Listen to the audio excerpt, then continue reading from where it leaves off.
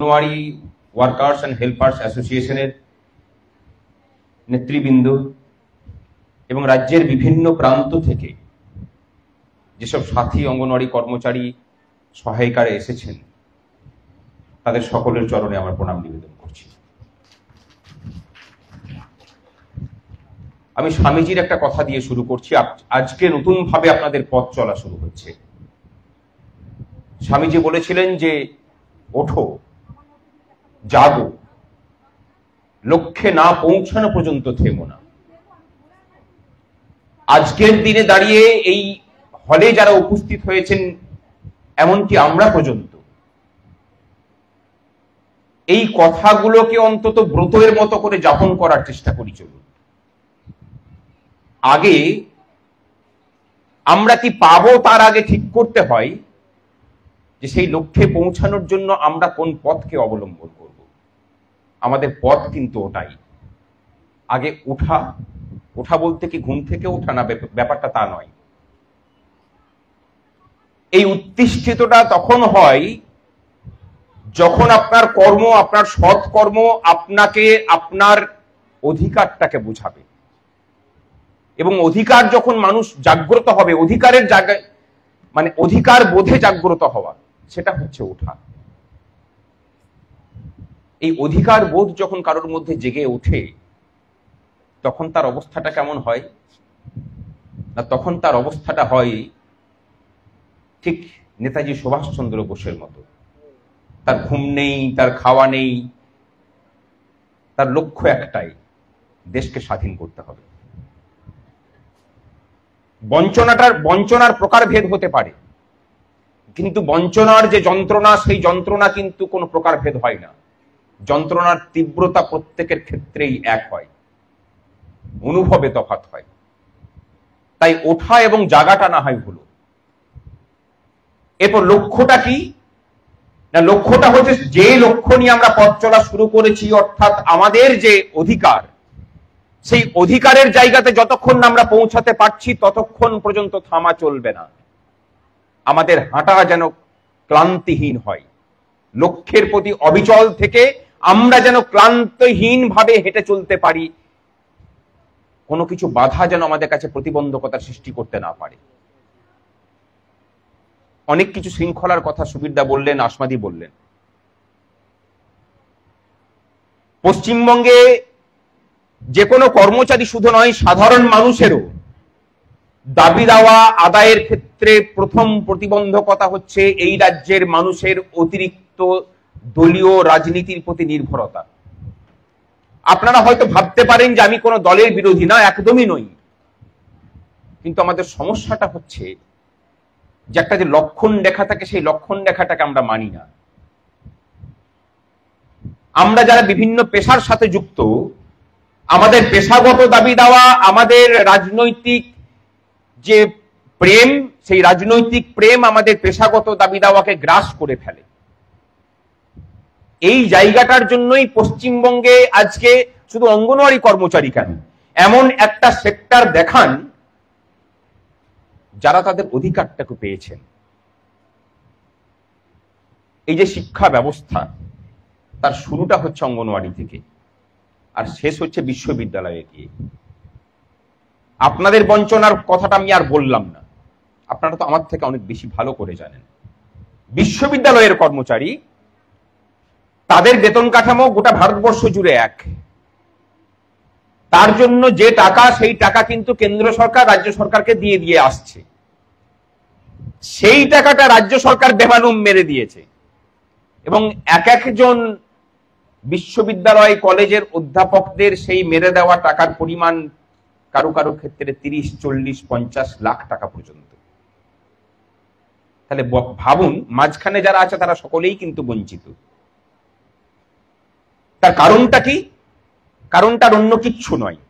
ধরুন আমরা ঠিক করলাম যে অঙ্গনওয়াড়ি কর্মচারীরা গোটা রাজ্য জুড়ে আমরা প্রতিবাদে নামবো। দাবিটা কি না, কেন্দ্র সরকার আমাদেরকে ডিজিটাল কাজ করার জন্য 2019 সাল থেকে এখনো পর্যন্ত প্রায় 600 কোটি টাকা রাজ্য সরকারকে দিয়েছে। 2 কিস্তির মোবাইল, প্রতি মাসে মাসে 350 টাকা করে রিচার্জ বাবদ, আর এই কাজটা করার জন্য 500 টাকা করে এক্সট্রা। তাহলে 2019 সাল থেকে আমার প্রাপ্য, কেন্দ্র দিয়ে দিল, অথচ রাজ্য সরকার সেটা নেপই দই মেরে নিয়ে চলে গেল। আপনারা ঠিক করলেন যে চলো সবাই মিলে আমরা নামবো, গোটা রাজ্য জুড়ে আমরা অচল করব আমাদের দাবি দাওয়া নিয়ে। আপনাদের কাছ থেকে শুনতে চাইছি, আমরা নামতে পারবো এক হয়ে? দাবিটা কিন্তু সবার। ওই নামার সময় দেখবেন আমরা বহু ভাগে বিভক্ত হব, কেউ বিজেপি, কেউ তৃণমূল, কেউ সিপিএম, কেউ নকশাল, কেউ এসইউসি। হবে না? জোরে হ্যাঁ কিনা বলুন। তার মানে আপনার অধিকারটা তখন সেকেন্ডারি। আপনি তখন দলীয় রাজনীতির দলদাস আগে, তারপরে আপনার পেশাগত পরিচয়। এই জায়গা থেকে এই রাজ্যের প্রত্যেকটা পেশার সাথে যুক্ত মানুষকে বেরিয়ে আসতে হবে। এটা প্রাথমিক শর্ত এই রাজ্যের গণতন্ত্রকে যদি পুনঃপ্রতিষ্ঠিত করতে হয়। আমি বলছি খুব দায়িত্ব নিয়ে যে এই রাজ্যে গণতান্ত্রিক মূল্যবোধ নেই, গণতান্ত্রিক পরিকাঠামো ভেঙে পড়েছে বলেই এই রাজ্যের অঙ্গনওয়াড়ি কর্মচারী তার অধিকার পান না, এই রাজ্যের সরকারি কর্মচারীরা তাদের অধিকার পান না, এই রাজ্যের যিনি রাজমিস্ত্রির কাজ করেন তিনিও তার উপযুক্ত পরিশ্রমের পারিশ্রমিকটুকু পান না। যে রাজ্যের মানুষ তার গণতান্ত্রিক তার শ্রমের সঠিক মূল্য পান না, সেই রাজ্যে কোনো গণতান্ত্রিক পরিবেশ থাকতে পারে না। এটা প্রাথমিক শর্ত। গণতন্ত্রের প্রথম শর্ত হচ্ছে যে সেই রাষ্ট্র ব্যবস্থা তার শ্রমিককে, যারা যে কাজ করছে, তার উপযুক্ত পারিশ্রমিকটুকু বুঝিয়ে দেবে। পশ্চিমবঙ্গে শুধু অঙ্গনওয়াড়ি কর্মচারীরা সব থেকে কম বেতন পান সেটা শুধু নয়, পশ্চিমবঙ্গে প্রত্যেকটা মানুষ যিনি যে ক্ষেত্রে কাজ করেন না কেন, তারা প্রত্যেকেই সব থেকে কম বেতন পান। তিনি বিডিও হতে পারেন, বিডিও থেকে প্রমোটেড হয়ে ডিএম হতে পারেন। অন্য রাজ্যের ডিএম আর এই ডিএম অনেক কম বেতন পায়। তার কারণটাই হচ্ছে পশ্চিমবঙ্গ সরকারের নীতি। এর বিরোধিতা করে যদি দাবি আদায় করতে হয়, এই রাজ্যে যদি শ্রমের সঠিক মূল্যকে প্রতিষ্ঠিত করতে হয়, তাহলে কোনো বিভেদ চলবে না। আমি অঙ্গনওয়াড়ি কর্মচারী, সে অফিসে কাজ করে, সে রেশন ডিপার্টমেন্টে কাজ করে, সে স্কুলে কাজ করে, এই বিভেদ ভুলতে হবে। আমি সিপিএম ও বিজেপি ও তৃণমূল ও এসইউসি ও নকশাল, এই বিভেদ ভুলতে হবে। একযোগে নেমে পড়ে সমস্ত দাবিকে এক জায়গায় নিয়ে এসে যারা যারা দাবিগুলোকে আটকে রেখেছে তাদের পতন ঘটাতে হবে। এছাড়া দ্বিতীয় কোনো রাস্তা নেই। এটা যদি করতে না পারি, কিছুই সম্ভব হবে না। আপনাদের 2019 সাল থেকে মোবাইলের টাকা এই সরকার মেরে মেরে সুদটা খাচ্ছে। টাকাটা কম পরিমাণ নয়, কিন্তু 2019 সালেই তারা পেয়েছিল 248 কোটি টাকা। তার প্রতি মাসে সুদ কত হয় বলুন তো ব্যাংকে রেখে? আপনারা দাবিটাকে তুলেছেন আপনাদের মতো করে, কিন্তু রাজ্যের মানুষ জানলো কখন? যখন সংগ্রামী যৌথ মঞ্চের পক্ষ থেকে দাবিটাকে তোলা হলো। কেন সংগ্রামী?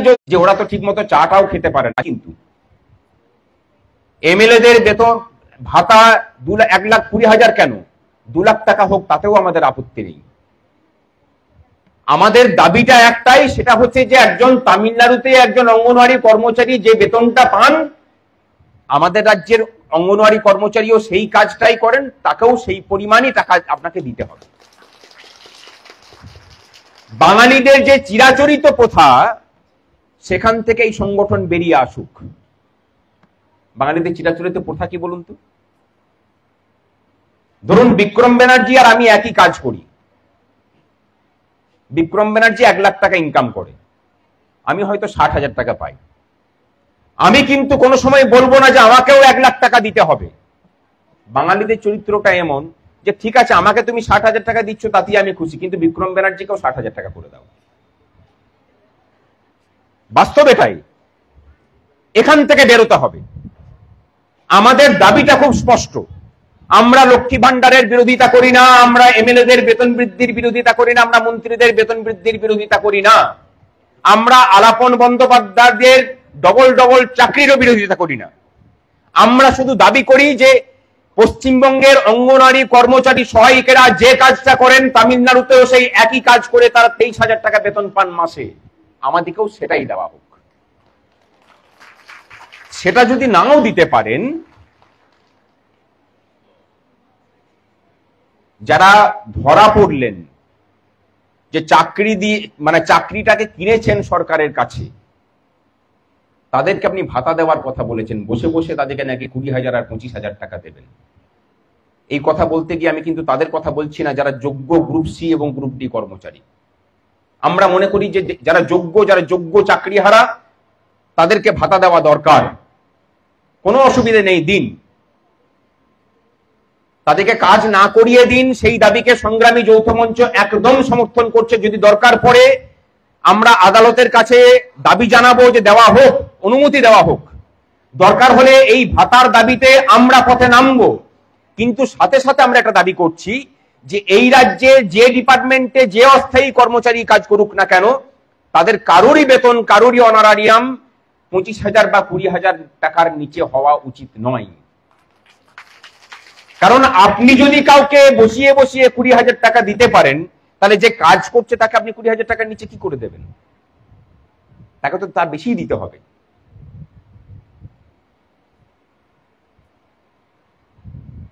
আমাদের দাবি অনেক থাকবে, কিন্তু দাবি আদায়ের জন্য পথ কিন্তু একটাই, সেটা হচ্ছে রাস্তা আর সংঘবদ্ধতা।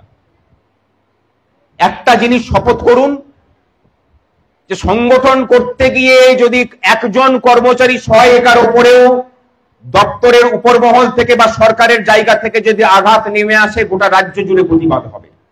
আমরা কথা দিচ্ছি যে সংগ্রামী যৌথ মঞ্চ সেই প্রতিবাদে আপনাদের পাশে থাকবে। অনেকে বলেছিলেন যে পাণ্ডবেশ্বরে যে মারামারির ঘটনা ঘটেছিল সেটা নাকি আমার ব্যক্তিগত মানে রাগ অভিমানের জায়গা থেকে হয়েছিল। আমার সাথে কারোর কোনো বিরোধ এই রাজ্য জুড়ে নেই। মুখ্যমন্ত্রীকে আমরা নিন্দা করি, তাকে গালাগালি কিন্তু করি না, তার নীতির বিরোধিতা করি, তার সাথে ব্যক্তিগত কোনো সম্পর্ক খারাপ আমাদের নেই। পাণ্ডবেশ্বরে আমরা গিয়েছিলাম, ওই জায়গাতে অঙ্গনওয়াড়ি কর্মচারী সহায়িকাদের উপরে যিনি সুপারভাইজার ছিলেন তিনি হিটলারি কাজকর্ম করতেন, তার প্রতিবাদ জানাতে। সেখানে দেখলাম যে ওখানকার যিনি এমএলএ বললে ভুল হবে, কয়লা এবং বালি মাফিয়া, তিনি আমাদের উপর আক্রমণ শানিয়েছিলেন। আমরা তার প্রতিকার করেছি এবং এই পাণ্ডবেশ্বরের মাটিতে কোনো রাজনৈতিক দল মিছিল করতে পারে না। আমরা শুধু মিছিল করা নয়, তাকে হুমকি দিয়ে এসেছি, তারপর থেকে তিনি ঠান্ডা হয়ে আছেন। লড়াইটা কিন্তু অঙ্গনওয়াড়ি কর্মচারী সহায়িকাদের জন্যই ছিল। তার জন্য সংগ্রামী যৌথ মঞ্চকে অনেক মূল্য চোকাতে হয়েছে, কিন্তু তারপরেও অঙ্গনওয়াড়িদের পাশ থেকে কিন্তু আমরা সরে যাইনি, আমরা আছি। কথা দিয়ে গেলাম, আপনাদের যেখানে যেখানে লড়াই হবে আমরা আপনাদের আগে আগে থাকবো, পাশে থাকা নয়। কিন্তু তার আগে আপনাদেরকে সংগঠিত হতে হবে। পাহাড় থেকে একদম সমতল পর্যন্ত সেই সংঘবদ্ধতার কাজে সংগ্রামী যৌথ মঞ্চ যতটা সম্ভব সহায়তা করবে। কিন্তু এর প্রাথমিক কাজটা কিন্তু আপনাদেরকে করতে হবে। শুধু এই হলের মধ্যে সীমাবদ্ধ নয়, প্রত্যেকটা জায়গাতেই বার্তাটাকে ছড়িয়ে দিন। আর একটা কথা আমি দিয়ে যাচ্ছি, বিগত প্রায় 2 বছর ধরে এই মানুষগুলোকে দেখছি যাদেরকে আপনারা নেতৃত্ব ধরে পড়ে নতুন সংগঠনের সূচনা করছেন, এরা অন্তত কারোর কাছে বিক্রি হবে না সেটুকু কথা বলতে পারি। পশ্চিমবঙ্গে আন্দোলন বিক্রি হওয়া, সংগঠন বিক্রি হওয়াটা এখন প্রতিদিনকার ব্যাপার। হাটে বাজারে যেমন নিলাম হয়, এখানে সংগঠন নিলাম হচ্ছে এখন। আশা করি এই সংগঠন সেই রাস্তায় হাঁটবে না, এবং সরকারে যেই আসুক না কেন তাদের নীতির কারণে যদি কোনোদিন একজন অঙ্গনওয়াড়ি কর্মচারীও বঞ্চিত হন, আশা করি এই সংগঠন সেই সরকারের প্রধান প্রতিপক্ষ হিসেবে সেদিন সামনে থাকবে। আর সুবিরদা যে দাবি করেছেন সেই দাবিটা আমরা করার আগেই আমরা মেনে নিয়েছি।